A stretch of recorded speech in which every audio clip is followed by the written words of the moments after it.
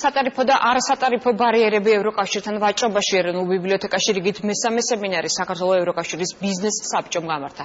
სემინარზე ბიზნეს კომპანიებს არუდგინეს დამატებითი ინფორმაცია ევროპის ბაზარზე რეგულაციის ვაჭრობის და ტექნიკური ბარიერების შესახებ.